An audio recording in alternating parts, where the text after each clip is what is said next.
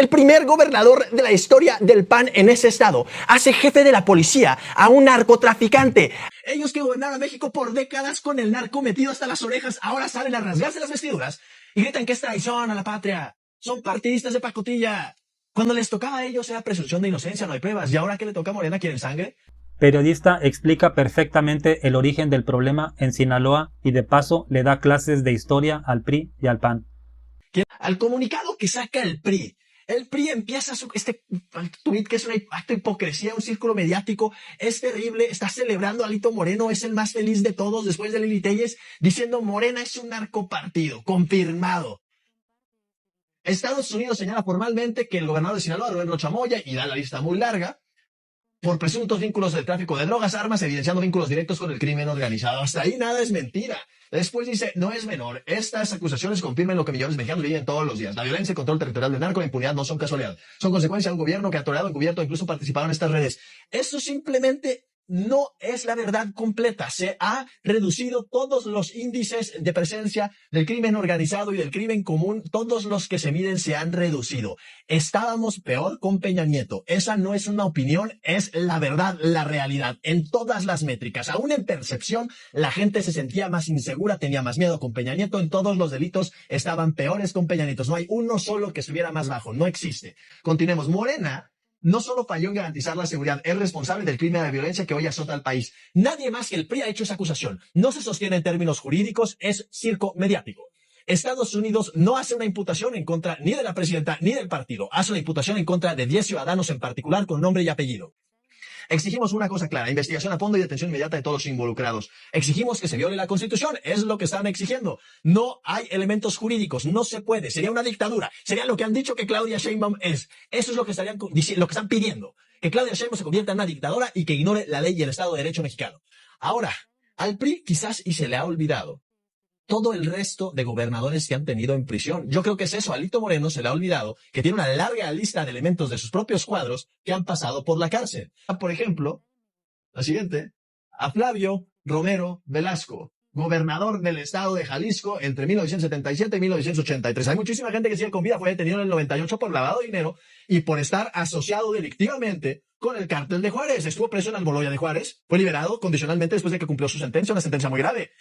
Si es que Morena es narcotráfico porque tienen a un gobernador siendo acusado sin evidencia aún, pero yo me imagino que sí deben de tener suficiente para hacer esa acusación, que es muy grave, es la Fiscalía Federal, o sea, la Fiscalía Estatal de Estados Unidos. Bueno, entonces, ¿qué es el PRI? Que desde el 77 y después lo metieron a casa en el 90, tiene un gobernador vinculado al narco. O Mario Villanueva Madrid, la siguiente, por favor, del estado de Quintana Roo entre el 93 y el 99. También priista detenido en el 2001 por nexos al cártel de Juárez. Lo extraditamos a Estados Unidos. Tuvo sentencia y condena en México, también cumplió sentencia en Estados Unidos por lavado de dinero en los dos países. Más de 10 años en prisión por ser socio del cártel de Juárez. Actualmente sigue en prisión.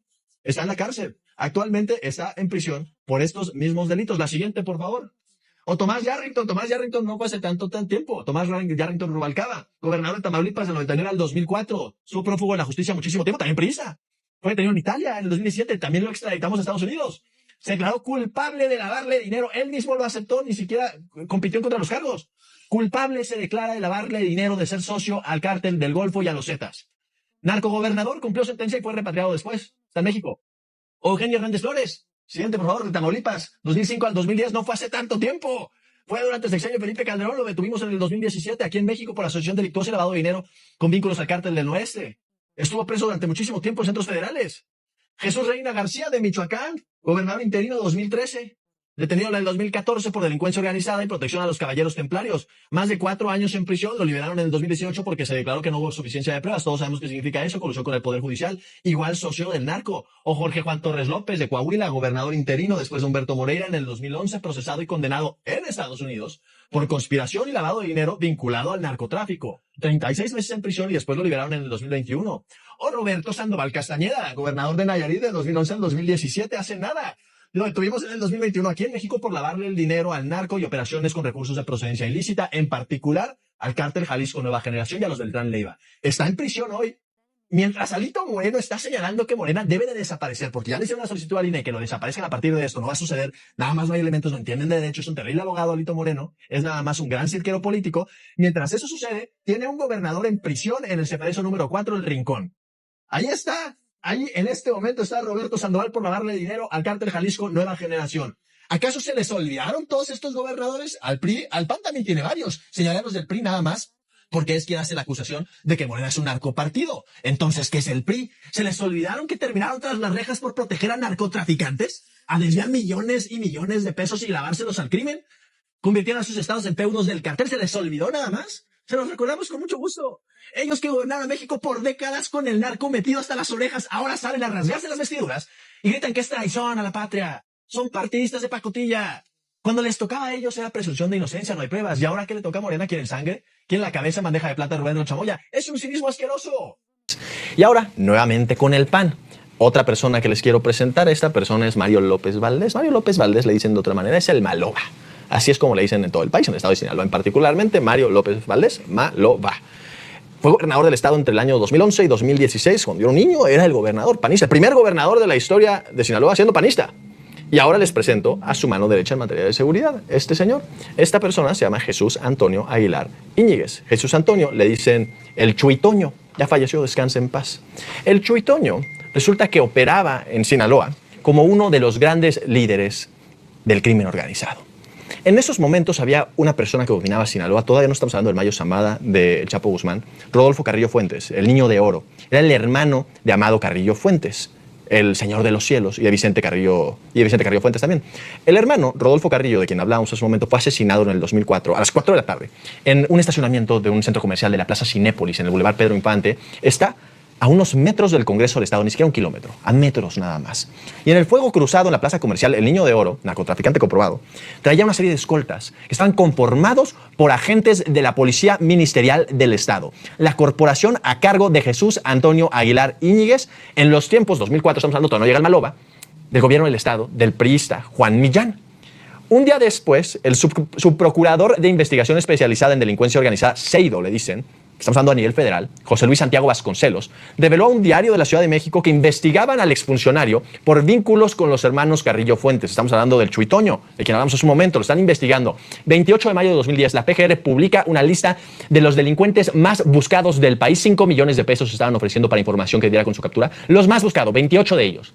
Y adentro de ahí, la PGR puso al Chuitoño, a Jesús Antonio, en la lista de los más buscados del país. Y ahora regresamos al Maloba, porque esto fue en el 2004, el Maloba todavía no gobernaba. Ya estamos hablando de que era un narcotraficante en tiempos del PRI. ¿Qué sucede cuando gana el PAN? Primer gobernador del PAN.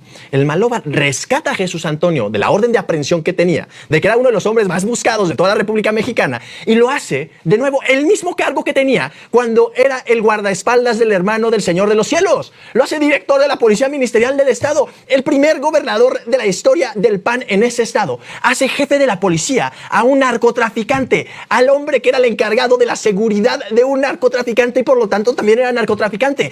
La Fiscalía del Estado siempre ha tenido el corazón negro de la colusión que establecen con el cártel de Sinaloa. Y no es solamente un partido, carajo, porque hemos hablado de varios. PRI, PAN, PRD, el partido sinaloense. Hablaremos del PRD y del partido sinaloense un poco más adelante. Todos estaban metidos hasta el cuello. De hecho, entiendo que el Maloba gana en una coalición entre el PAN, el PRD y el partido sinaloense. Era institucional la corrupción, institucional la complicidad con el crimen organizado. Era el mismo Estado que estaba capturado por el crimen durante décadas.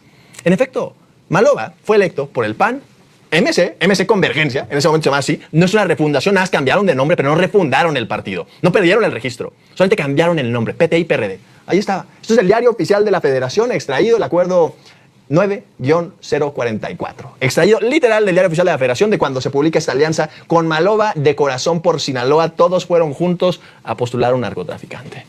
No importa de qué estado seas de la República o donde hayas crecido, siempre ha habido un gobernador investigado por corrupción, por nexos con el narco, que como decía Obrador, llegaban con una casa y terminaban con 5 viviendo en las lomas y con los hijos e hijas estudiando en el extranjero. Normal, siempre era normal. Todos crecimos con eso, nuestros padres y abuelos, con gobernadores que se hacían inmensamente ricos, y Sinaloa no es la excepción. Desde 1960 se funda el cártel de Sinaloa y la inteligencia de Washington, de Estados Unidos, no podía hacer eso, de hablarle a los presidentes mexicanos y decir, detén esto, lo haremos nosotros en los 60s o en los 70s o en los 90s.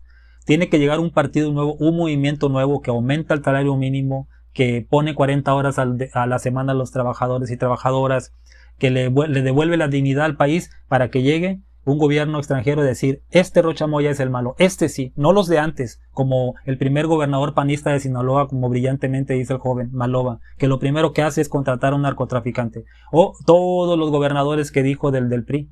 Pues ese es el problema. Yo no estoy en contra que marchen en contra de Morena, no estoy en contra de que critiquen a Morena, estoy en contra de que no den contexto. Estos par de partidos miserables que nos metieron en este hoyo. O sea, suponiendo que Rocha Moya es culpable, no es Morena, ¿sí? ¿Por qué nos molesta a él y a mí? Yo creo que a ti también nos molesta que Alito Moreno esté pidiendo la desaparición de Morena. Porque no tienen calidad moral ellos para exigir ese tipo de cosas. Pero lo que sí sé es que si Morena desaparece mañana, también tiene que desaparecer el PRI y el PAN por tener todos esos narcos ya presos y otros prófugos como Cabeza de Vaca. La diferencia es que si el PRI y el PAN desaparecen, nadie los va a extrañar. Si Morena desaparece mañana, refundaremos un movimiento nuevo apegado a la 4T, un Morena 2.0 y seguiremos gobernando este país. Dime qué piensas.